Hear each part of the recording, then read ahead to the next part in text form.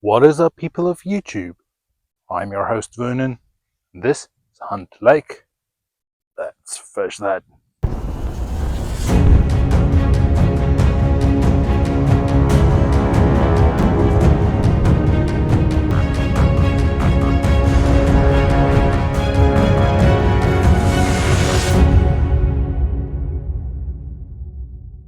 Alright, ladies and gents, made our way out into the Whiteshell Provincial Park area to fish at Hunt Lake.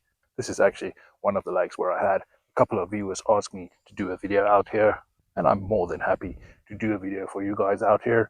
You just need to remember, this is my first time fishing here. I don't know where the good spots are or where to find the fish. Now, with that being said, I'm not even sure I know what fish are in these waters. I've seen some pictures of rainbow trout being caught, and even saw tiger trout, some bass, as well as hearing quite a lot of stories about splake. That is just a hybrid between lake trout and brook trout. But as far as I know, the only fish that get stuck in this body of water are some brook trout. Well, over the last 5 years, I can only see that they've stuck brook trout in this particular body of water. At least there should be some fish around. The plan for today is going to be to get out there and try and see if we can locate any fish. So let's get a couple of holes in the ice.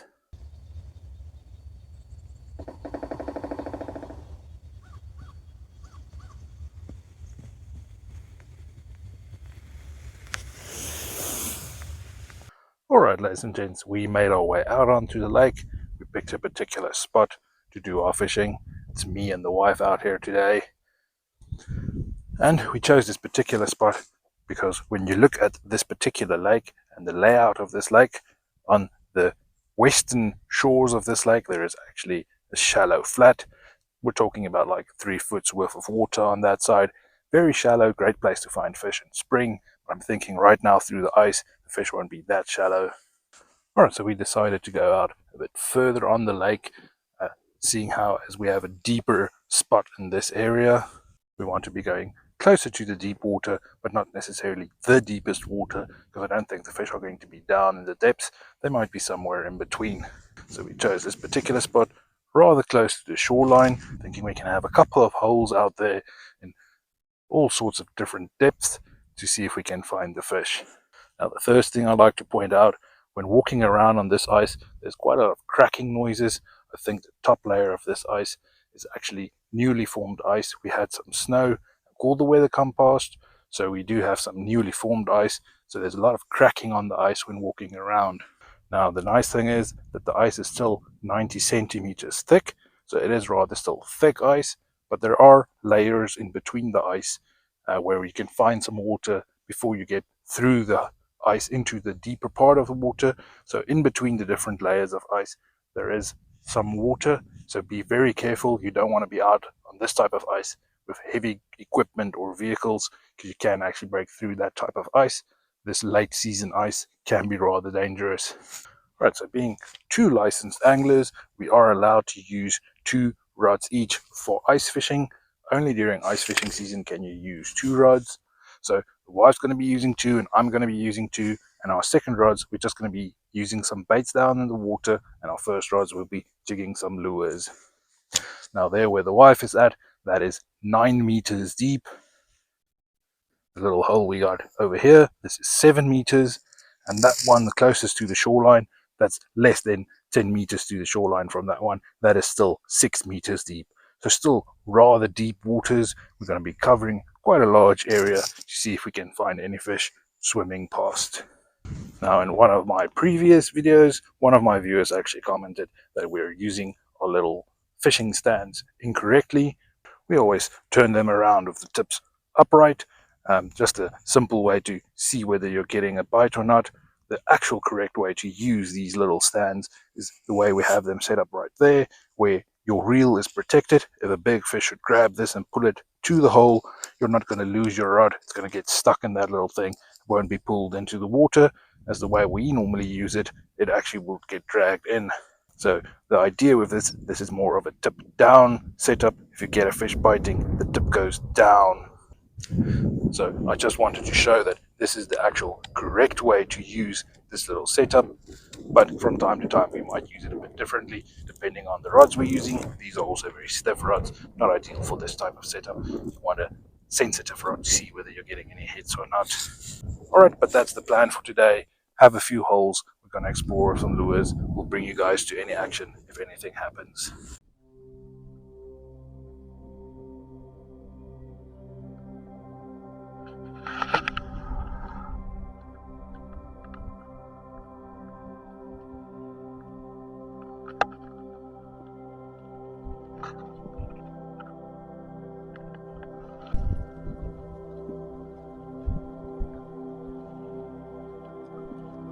There we go, we have a little fish on.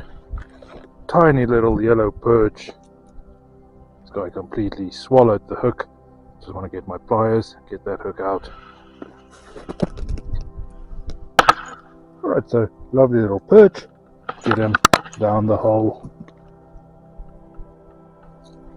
Down he goes. Just had tap on the other rod. See, if it's small fish going past, we don't want them to swallow these hooks.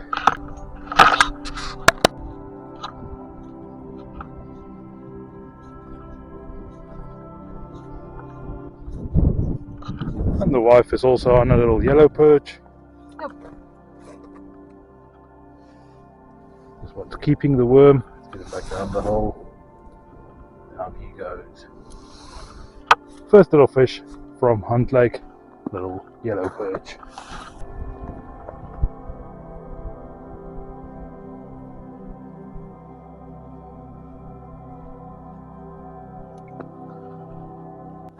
Slightly bigger yellow perch, but still nothing big. Look at the belly on this one, nice and fat. And down the hole. And down he goes.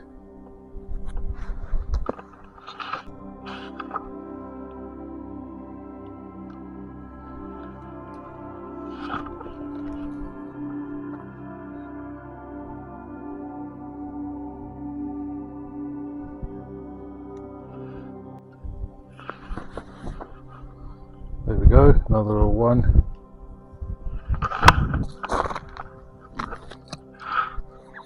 These fish make a very small little dent in the rod. You need to set the hook, otherwise they just steal your little worm. But we're going to keep trying with the little night boilers, just because we know there are other species of fish down there as well.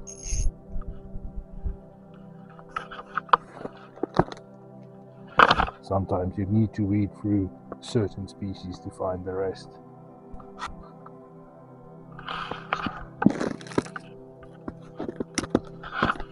I just can't get far away from this rod because they keep hitting this one.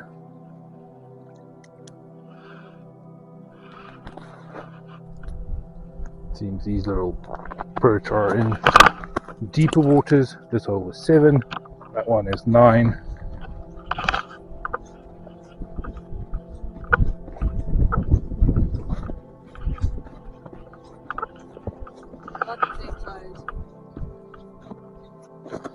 This one has a very big belly on him. Yep. Down the hole he goes. And for Ralph, that asked the previous times, I absolutely have hand warmers in my pocket.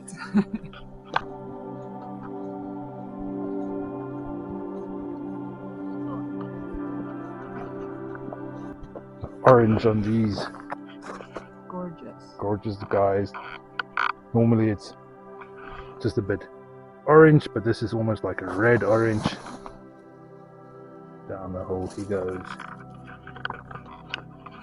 I take it is close to spawn for these fish, and that's why they have those lovely orange colors.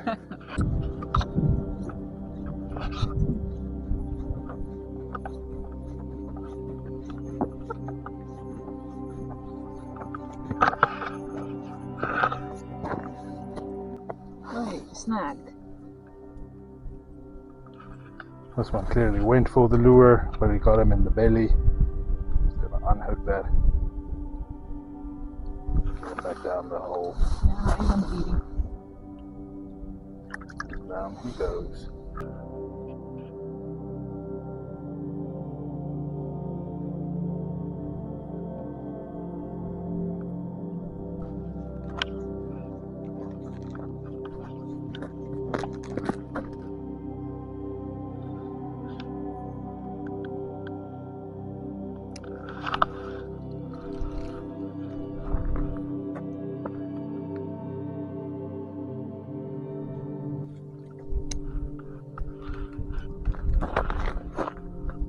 Back to getting another yellow perch.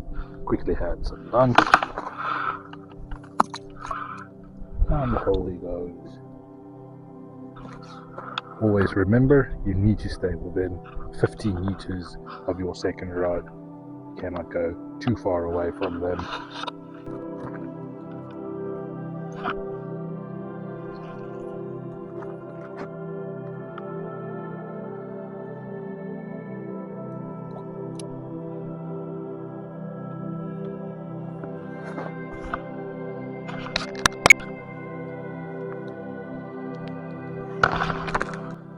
Lovely little yellow perch. Getting down the hole. This one put a proper tug on the rod.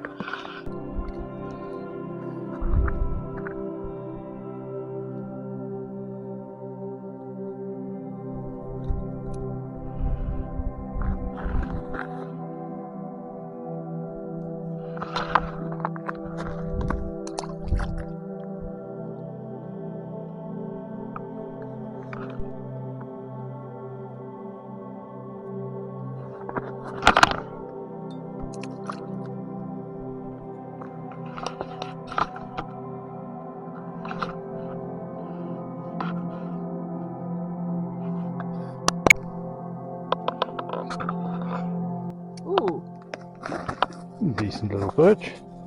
Still nothing major today, but we're getting quite a lot of perch out there today. Beats not catching anything to get a few perch at least.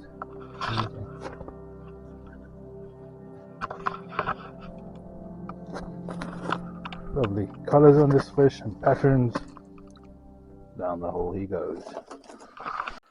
Alright, ladies and gents, we may have struggled to find some trout out there today. We didn't find the brook trout we were looking for, but we did get on quite a lot of perch, so at least we got some fish.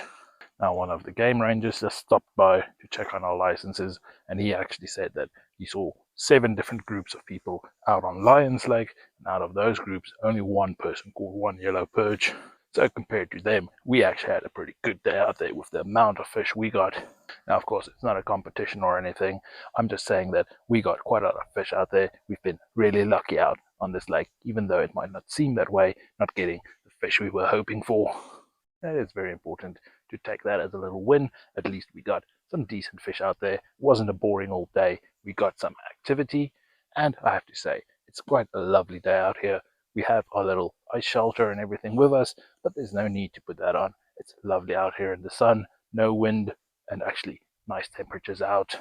Now, it might be because of these nice temperatures that we're struggling to find some trout.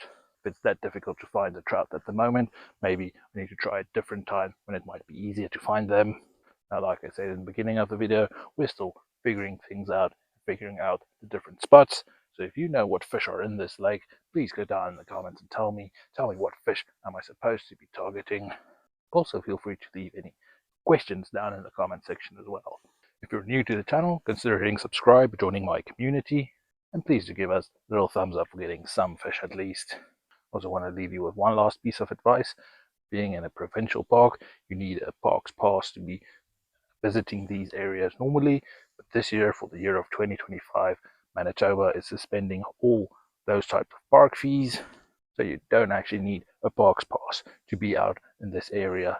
Now, you still need to book reservations for camping and things like that, but you do have access to the parks for the year of 2025. Alright, but with that, it's going to be the end of this video. I want to thank you guys for tagging along on this one, and like always, see you next time.